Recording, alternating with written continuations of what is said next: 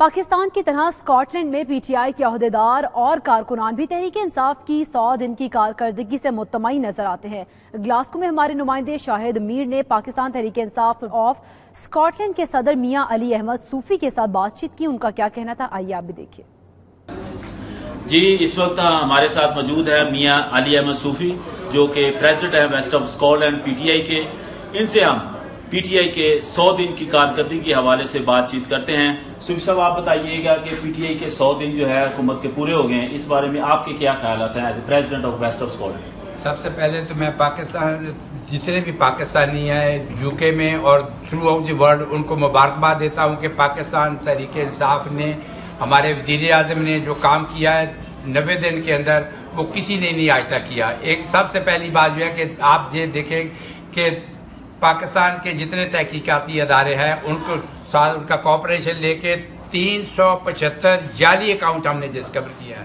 اس کے علاوہ دوسرے ممالک میں 26 ممالک میں پاکستانیوں کے 11 کروڑ ڈالر کے اکاؤنٹ جو ہے پاکستان نے تحریک انصاف نے ڈسکور کیے ہیں، اور انشاءاللہ ان سارے ملکوں سے وعدے ہو چکے ہیں، اور انشاءاللہ بہت جلد وہ پیسے پاکستان میں آئیں گے۔ اس کے علاوہ بینزین انکم سپورٹ میں بھی ہم نے کافی پروگریس کیا ہے۔ اس کے علاوہ جتنے بھی پاکستان کے جو زمینوں پہ قبضہ مافیا نے قبضہ کیا ہوا تھا، ان کے ریکوری کا آپ نوٹس لے سکتے ہیں کہ وہ بہت سی جگہ پہ بہت سارے ریکور کیے ہیں۔ خاص طور پہ کیپٹل اتھارٹی کے اندر آپ نے دیکھا ہوگا کہ وہاں پہ بھی ہم نے بہت ساری جائیدادوں کا ریکور کیا ہے۔ اس کے علاوہ سب سے بڑی بات جو میں کرنا چاہتا ہوں کہ پاکستان تحریک انصاف کی جو فارن پالیسی ہے، اس سے زیادہ اتنی کامیاب فارن پالیسی کبھی بھی نہیں رہی۔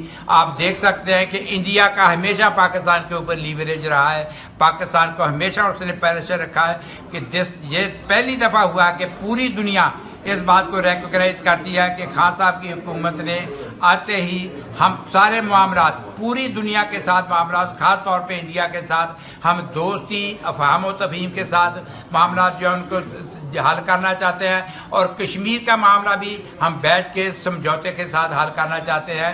اور ہم ہر پاکستانی جو ہے وہ اس بات کو فیل کرتا ہے کہ پاکستان کا میسیج پوری دنیا میں یہ گیا ہے کہ ہم ہر ملک کے ساتھ دوستی چاہتے ہیں اور دوستی کے ساتھ اپنے معاملات جو ہے حل کرنا چاہتے ہیں۔ جی، علی محمد صوفی صاحب کا یہی کہنا تھا کہ عام پاکستانی خصوصاً پی ٹی آئی کے جو ممبران ہیں، عہدیداران ہیں، وہ عمران خان کی نئی حکومت سے بہت خوش ہیں، اور وہ امید کرتے ہیں کہ آئندہ بھی انشاءاللہ پاکستان میں خوشی، ترقی اور خوشحالی کے ایسے نئے ابواب کا آغاز ہوگا۔ جی۔